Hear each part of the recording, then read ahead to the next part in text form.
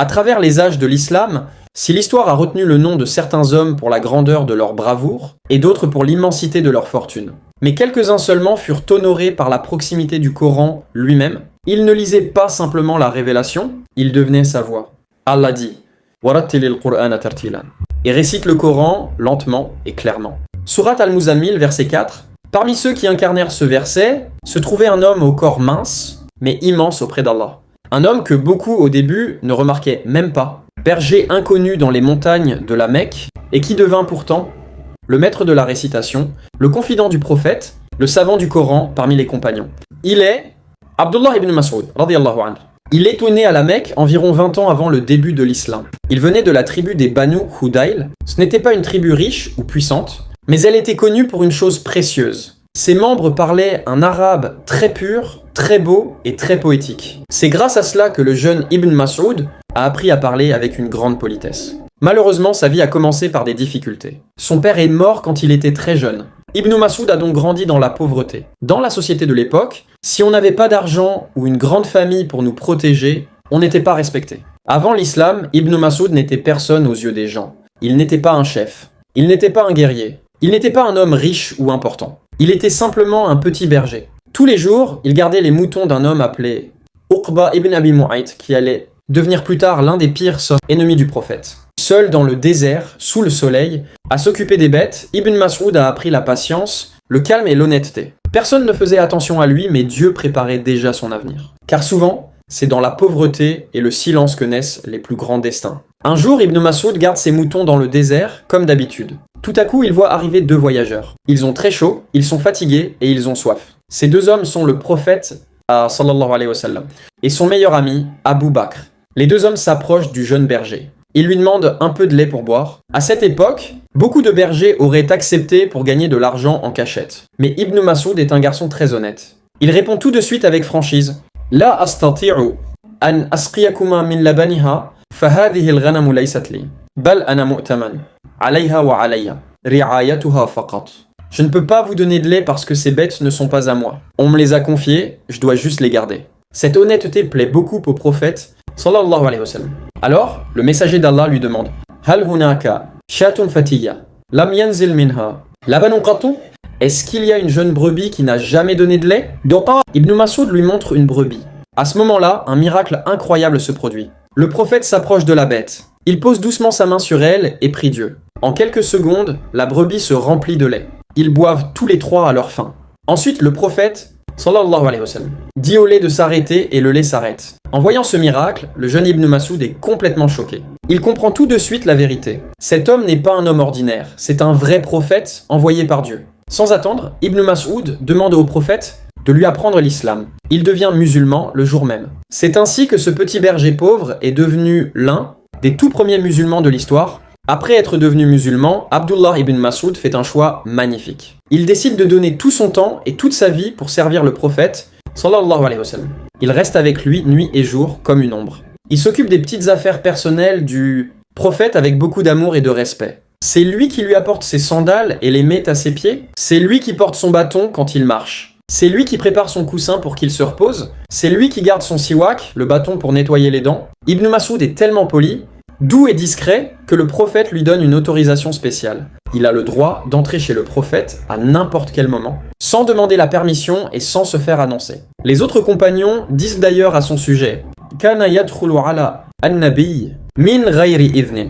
Il entrait chez le prophète sans être annoncé. Il passe tellement de temps dans la maison du messager d'Allah que les gens qui viennent de loin croient une chose incroyable. Ils pensent que Ibn Mas'ud et sa maman font partie de la propre famille du prophète sallallahu alayhi wa sallam.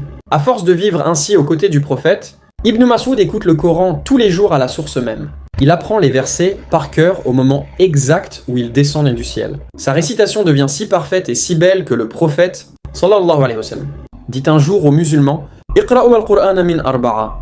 Apprenez le Coran auprès de 4 personnes.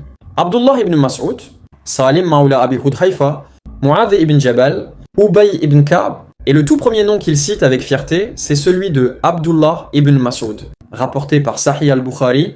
Grâce à sa proximité avec le prophète sallallahu alayhi wa sallam, Abdullah ibn Mas'ud devient le plus grand spécialiste du Coran. Il connaît le livre d'Allah par cœur, mais il comprend aussi le sens caché de chaque mot. Il disait lui-même avec assurance « Wallahi alladhi la ilaha ghayruh, ma nazalat ayatun min kitabillahi illa, wa ana a'lamu fima nazalat, wa ayna nazalat. » Par Allah, il n'existe aucun verset dans le Coran sans que je sache exactement où il est descendu et pourquoi Dieu l'a révélé. Ibn Mas'ud a appris plus de 70 sourates directement de la bouche du prophète, sallallahu alayhi wa sallam. Sa façon de réciter est unique, il prononce les mots arabes avec une pureté parfaite, une grande douceur et beaucoup d'émotion. Un jour, le prophète, sallallahu alayhi wa sallam, est assis et ressent une grande envie d'écouter les paroles de Dieu. Il se tourne vers Ibn Mas'ud et lui fait une demande surprenante. Qra' alayya al-Qur'an. Récite-moi le Coran. Ibn Mas'ud est très étonné et intimidé. Il répond par respect, Ya Rasulallah, al-Qur'an. Aqra'u alayka wa alayka unzil, au messager d'Allah. Est-ce que c'est moi qui dois te réciter le Coran alors que c'est à toi qu'il a été révélé? Le prophète, sallallahu alayhi wa sallam, lui sourit et répond avec douceur. Naam, inni uhibbu an asma'ahu min ghayri. Oui, car j'aime l'entendre de la bouche d'un autre. Alors, Ibn Mas'ud commence à réciter la sourate An-Nisa les femmes. Sa voix s'élève, magnifique et touchante. Le prophète, sallallahu alayhi wa sallam, l'écoute, immobile, le cœur serré par l'émotion. Ibn Mas'ud avance dans sa lecture jusqu'à arriver à ce verset très fort. Fakayfa idha ji'na min kulli ummatin bi shahid. Comment feront-ils quand nous ferons venir un témoin de chaque communauté et que nous te ferons venir, toi Muhammad, comme témoin contre cela? Sourate 4, verset 41. À ce moment-là, le prophète, sallallahu alayhi wa sallam, est tellement touché par la beauté de la récitation et par le poids de ce verset qu'il ne peut plus retenir ses larmes. Il dit alors d'une voix tremblante, Hasbuk al-an, Hasbuk al-an. Cela suffit maintenant. Ibn Mas'ud s'arrête de lire et lève les yeux. Il voit alors les larmes couler abondamment sur les joues du messager d'Allah. C'est le plus grand honneur de sa vie. Ce petit berger, autrefois invisible aux yeux du monde, a une voix si pure qu'elle fait pleurer le prophète de l'islam lui-même. Au début de l'islam, les musulmans sont encore très peu nombreux. Ils ont peur des chefs de la Mecque, les Quraysh, alors ils prient et cachent leur foi en secret. Personne n'ose parler de l'islam à voix haute. Mais un jour, Abdullah ibn Mas'ud prend une décision historique. Il regarde les autres musulmans et leur dit « Wallah ma sami'at Quraysh. Hadha al-Qur'ana yujharu lahum bihi qattu, faman rajulun yusmi'uhumuhu. » Par Allah, les Quraysh n'ont encore jamais entendu le Coran à haute voix. Qui va aller leur réciter? Les compagnons lui répondent « Inna nakhshahum alayk, wa innama nuridu rajulan lahu ashira, tamna'uhu min al-qawm, idha araduhu bi sharrin. » Nous avons peur pour toi. Il faut un homme qui a une grande famille puissante pour le protéger si les Quraysh l'attaquent. Mais Ibn Mas'ud n'a pas de famille puissante. Il répond simplement « Da'uni, fa inna Allah sayamna'uni wa yahmini. » Laissez-moi y aller, c'est Dieu qui me protégera. Le lendemain, en plein milieu de la journée, Ibn Mas'ud marche courageusement vers la Kaaba. Les grands chefs de la Mecque sont tous assis là, en train de discuter. Ibn Mas'ud se met debout au milieu d'eux, prend une grande inspiration et commence à réciter la sourate Ar-Rahman de sa plus belle voix. Ar-Rahmanu 'allama al-Qur'an, le tout miséricordieux. Il a enseigné le Coran, sourate Ar-Rahman chapitre 55 versets 1 et 2. Au début, les Quraysh ne comprennent pas. Ils se demandent « Qu'est-ce qu'il dit ce fils de paysan ?» Puis, ils réalisent tout à coup, il est en train de réciter les paroles que Muhammad prêche. Foudrage, les chefs de la Mecque se jettent tous sur lui. Ils le frappent violemment au visage et sur tout le corps pour le forcer à se taire. Mais malgré les coups de poing et la douleur, Ibn Mas'ud continue de réciter le Coran avec courage jusqu'au bout de ses forces. Quand il retourne enfin chez les musulmans, il est couvert de blessures et son visage saigne de partout. Ses amis lui disent avec tristesse « Hadha huwa alladhi khashina alayk. » C'est exactement ce que nous craignons pour toi. Mais Ibn Mas'ud leur sourit et répond avec une force incroyable « Ma kana a'da'ullah, ahwana alayya minhum al-an, wa la in shi'tum, la ughadiyannahum bimithliha ghadan. » Les ennemis de Dieu ne m'ont jamais semblé aussi faibles qu'aujourd'hui. Si vous voulez, je retourne là-bas demain pour recommencer. Par ce geste héroïque, ce petit berger très pauvre est devenu le tout premier homme à faire résonner le Coran publiquement à la Mecque. Pour lui, la parole de Dieu avait beaucoup plus de valeur que sa propre vie. Malgré son corps très mince et sa petite taille, Abdullah ibn Mas'ud possède le cœur d'un lion. Il ne reste jamais en arrière. Il participe courageusement à toutes les grandes batailles de l'islam, aux côtés du prophète, sallallahu alayhi wa sallam. Badr, Uhud, Khandaq et toutes les campagnes suivantes. C'est pendant la célèbre bataille de Badr que sa vie change à jamais. Ce jour-là, il se retrouve face à Abu Jahl, le chef des Mécois, et l'ennemi numéro 1 des musulmans, un homme cruel qui a torturé et insulté les croyants pendant des années à la Mecque. À la fin du combat, Abu Jahl est gravement blessé et couché par terre. Ibn Mas'ud s'approche de lui et l'achève. C'est un symbole immense. L'homme qui était considéré comme le plus faible et le plus pauvre a La Mecque fait tomber le tyran le plus puissant et le plus fier de Quraysh. Ibn Mas'ud devient alors un véritable héros de la foi. Les gens se moquent parfois de la fragilité physique d'Ibn Mas'ud. Un jour, alors qu'il monte sur un arbre, le vent souffle et laisse voir ses jambes qui sont extrêmement fines. Certains compagnons se mettent à rire. Le prophète, sallallahu alayhi wa sallam, les reprend immédiatement et dit avec force pour honorer son courage: Mimma tadhakun. Walladhi nafsi biyadih, la rijlahu athqalu fil mizan, min Uhud. De quoi riez-vous? Par celui qui détient mon âme entre ses mains, ses deux jambes pesées, dans la balance d'Allah le jour du jugement, sont plus lourdes que le mont Uhud tout entier. Celui que les Mécois méprisaient autrefois est devenu l'un des piliers les plus solides et les plus respectés de l'armée musulmane. Abdullah ibn Mas'ud n'est pas seulement un homme courageux, il est aussi l'un des plus grands savants et il devient ainsi l'un des plus grands juges et spécialistes de la religion. Parmi tous les compagnons, le deuxième calife de l'islam, Umar ibn al-Khattab, a un immense respect pour lui. Il dit un jour cette phrase célèbre pour décrire son intelligence: Ibn Mas'ud kunayfu muli'a ilman. Ibn Mas'ud est une boîte remplie de science. Plus tard, le calife Umar décide d'envoyer Ibn Mas'ud dans la grande ville de Koufa, en Irak. Sa mission est très importante. Il doit devenir le grand professeur de la région pour enseigner le Coran et expliquer les règles de la religion aux habitants. Umar écrit même une lettre aux gens de la ville pour leur dire: Inni qad athartukum bi Abdillah ibn Mas'ud ala nafsi. Je vous envoie Ibn Mas'ud pour vous instruire. C'est un cadeau que je vous fais, alors que j'en avais besoin moi-même à Médine. À Koufa, Ibn Mas'ud fait un travail extraordinaire. Il crée une véritable école et forme une génération entière de grands élèves qui deviennent, à leur tour, de célèbres savants. Parmi ses meilleurs étudiants, on trouve des hommes comme Alqama ibn Qais et Al-Aswad ibn Yazid. Grâce à ses explications claires et à sa grande intelligence, la méthode d'Ibn Mas'ud devient la base de toute la science religieuse en Irak. Des années plus tard, c'est cette même école d'Irak qui donnera naissance à de très grandes écoles de droit musulman, comme l'école de l'imam Abu Hanifa. Derrière sa grande intelligence et sa célébrité, Abdullah ibn Mas'ud reste un homme d'une immense simplicité. Il est doux, discret et ne cherche jamais à se montrer supérieur aux autres. Malgré toutes ses bonnes actions, il a un respect et une crainte profonds envers Allah. Il prend le bien et le mal très au sérieux et dit souvent cette belle phrase pour faire réfléchir les gens: le croyant voit ses péchés comme s'il était assis au pied d'une montagne et qu'il avait peur qu'elle lui tombe dessus.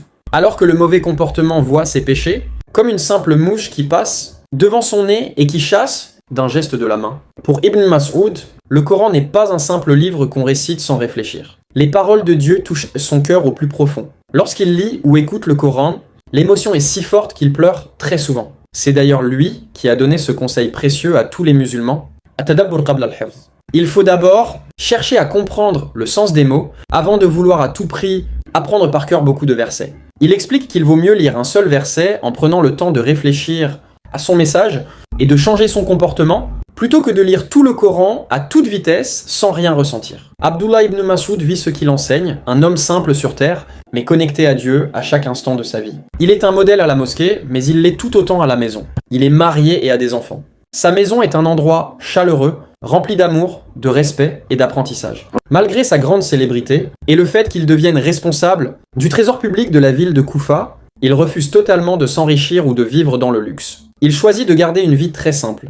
L'argent qu'il gagne, il l'utilise pour nourrir sa famille et il partage tout le reste avec les pauvres et les personnes dans le besoin. Pour lui, accumuler de belles choses sur terre n'a aucune importance. Chez lui, la vie de tous les jours ressemble beaucoup à ses cours à la mosquée. Il réunit souvent sa femme et ses enfants pour leur parler d'Allah, leur raconter les histoires du prophète, sallallahu alayhi wa sallam, et leur transmettre sa science. Mais il n'est pas un professeur sévère, il montre l'exemple par sa gentillesse et sa patience au quotidien. Pour Ibn Mas'ud, la science religieuse ne sert à rien si elle reste uniquement dans les livres. Elle doit se voir dans notre façon de parler, d'aider les autres et de nous comporter avec notre famille. C'est ce qu'il réussit à faire, transformer son foyer en un lieu de paix et de sagesse. Abdullah ibn Mas'ud est profondément aimé et respecté par tous les proches du prophète, sallallahu alayhi wa sallam. Il entretient une amitié et une fraternité très forte avec les plus grands visages de l'islam comme Ali ibn Abi Talib, Uthman ibn Affan, ou encore Abu Musa al-Ash'ari. Pour tous ces grands hommes, la parole d'Ibn Mas'ud a une valeur immense. Ils reconnaissent tous, sans aucune jalousie, qu'il est le maître absolu lorsqu'il s'agit d'expliquer et de réciter le Coran. Par exemple, le grand compagnon Abu Musa al-Ash'ari disait souvent aux gens de ne rien lui demander tant qu'Ibn Mas'ud était présent, tellement il admirait son savoir De son côté, Ali ibn Abi Talib disait de lui qu'il était un homme pur, sincère, et que sa connaissance de la religion était un modèle pour toute la communauté. Même s'ils ont parfois des discussions ou des avis différents sur certaines règles, leur relation reste toujours basée sur un respect total, une grande politesse et une affection sincère. Ibn Mas'ud est un ami fidèle sur qui tout le monde peut compter, et les compagnons voient en lui un guide précieux pour rester sur le bon chemin. La façon dont Abdullah ibn Mas'ud lisait et comprenait le Coran était unique. Pour arriver à cette perfection, sa méthode reposait sur 5 règles très simples qu'il suivait toute sa vie. Apprendre directement d'un bon maître. Il n'a pas appris le Coran tout seul, dans son coin. Il a eu le meilleur professeur de l'histoire, le prophète, sallallahu alayhi wa sallam, lui-même. Abdullah l'écoutait attentivement, regardait comment il prononçait chaque lettre et répétait après lui pour ne faire aucune erreur, comprendre et agir avant de continuer. Pour lui, il ne servait à rien de courir. Il expliquait leur méthode de travail de cette façon. Nous apprenions 10 versets avec le prophète, puis nous ne passions pas aux 10 suivants avant d'avoir bien compris leur sens et d'avoir appliqué leurs règles dans notre vie de tous les jours. Ils apprenaient donc la science et la pratique en même temps, récitaient doucement et calmement. Ibn Mas'ud détestait lire le Coran trop vite, comme on lirait un poème ou un journal.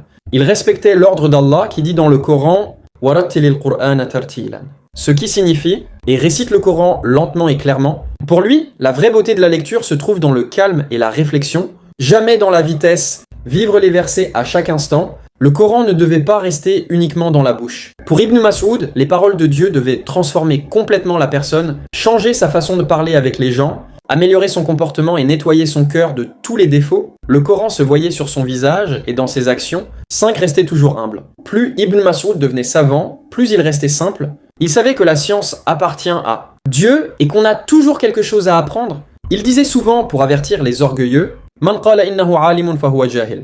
Celui qui pense tout savoir et dit « Je suis un savant », c'est qu'il est en réalité un ignorant. Vers l'an 32 après l'hégire, le calendrier musulman, alors qu'il se trouve dans la sainte ville de Médine, Abdullah ibn Mas'ud tombe gravement malade. Il sent que sa vie sur terre touche à sa fin. Durant ces derniers instants, il reste serein, le cœur apaisé. Entouré par la chaleur et l'amour de ses fidèles amis, Ibn Mas'ud est ensuite enterré pendant la nuit dans le célèbre cimetière de Jannat al-Barqi, tout près de la mosquée du prophète, là où reposent les plus grands héros de l'islam. Ce jour-là, le monde musulman perd une voix unique, une récitation magnifique qui faisait pleurer ceux qui l'écoutaient. Mais la mort n'a pas effacé son passage sur terre. Abdullah ibn Mas'ud a laissé derrière lui un héritage éternel. Des milliers de musulmans à travers les siècles ont appris à lire le Coran exactement comme lui. Ses explications des versets et ses règles d'eux. D'être étudié aujourd'hui, dans toutes les universités islamiques du monde, il est parti rejoindre le prophète, sallallahu alayhi wa sallam, qu'il aimait tant. Mais son amour pour le Coran, lui, continue de vivre dans le cœur de millions de croyants.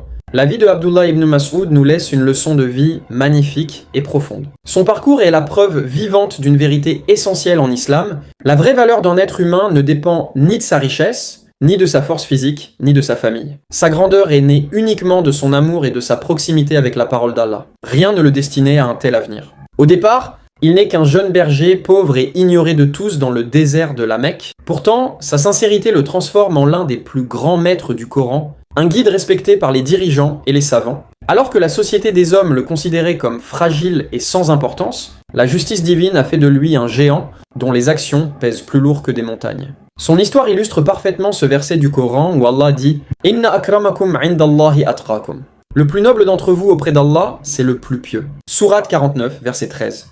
Abdullah ibn Mas'ud radiyallahu anhu a incarné cette piété pure. Il n'a pas seulement transmis des mots ou des règles, il a offert au monde un exemple vivant. Il reste pour toujours le modèle de celui qui a su écouter. Comprendre et faire vibrer le Coran avec son cœur. Si cette vidéo t'a permis de découvrir la vie des compagnons du prophète, alors aide-nous à transmettre leur héritage au plus grand nombre. Abonne-toi à la chaîne, active la cloche pour ne manquer aucune histoire. Et partage cette vidéo autour de toi. Man dalla ala khayr, falahu mithlu ajri fa'ilih. Celui qui guide vers un bien obtient la même récompense que celui qui l'accomplit. Dans la prochaine vidéo, nous partirons à la découverte de la vie de Abdullah ibn Umar, radiyallahu anhu, le compagnon qui suivait chaque geste du prophète, sallallahu alayhi wa sallam.